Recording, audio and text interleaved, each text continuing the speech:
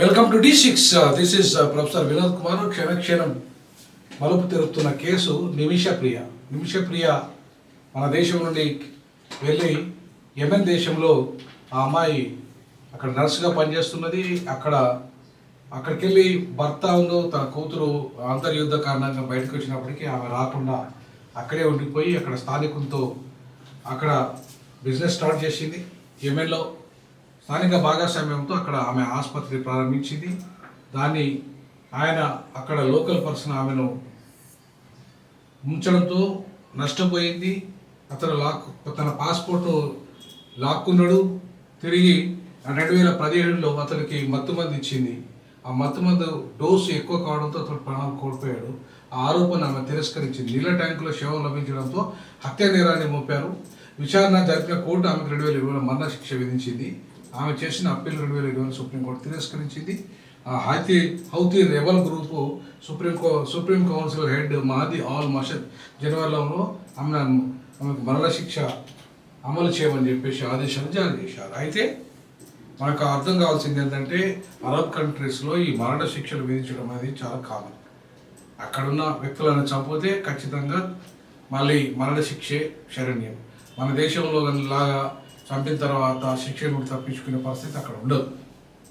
So కాబట్టి ఆమె చంపలేదని అంటున్నది, చంపిందని అక్కడున్న కోర్టులు నమ్ముతున్నాయి. అక్కడ సుప్రీంకోర్టు ధృవీకరించింది, అక్కడ రెబల్ ప్రభుత్వం ధృవీకరించింది. కాబట్టి ఆమెకు మరణశిక్ష అనివార్యమైంది. ఈ నెల 16న ఆమెకు అమలు కాబోతున్నది. అయితే ఇప్పుడు సుప్రీంకోర్టులో కేసు అయిన కారణంగా దౌత్య కార్యాలయానికి ఇమీడియట్లీ ఆదేశాలు జారీ చేసి ఆమెను రక్షించాలని, ఆమె మరణశిక్ష నుంచి తప్పించాలని మన ప్రభుత్వం సుప్రీంకోర్టు ద్వారా మన ప్రభుత్వం మీద చర్యలు తీసుకోవాలని చెప్పేసి ఇవాళ ఇరాన్ ప్రభుత్వాన్ని వాళ్ళ దౌత్య కార్యాలయాన్ని మన వాళ్ళు వెళ్ళి యెమెన్ దేశంలో ఇరాన్ దేశ దౌత్యాధికారులు ఇవాళ సాయం చేస్తామన్నప్పటికీ కూడా అంతర్యుద్ధం కారణంగా యెమెన్లో ఇవాళ వాళ్ళకి మీకు సహాయం చేయడానికి చాలా ఇబ్బందిగా ఉంది.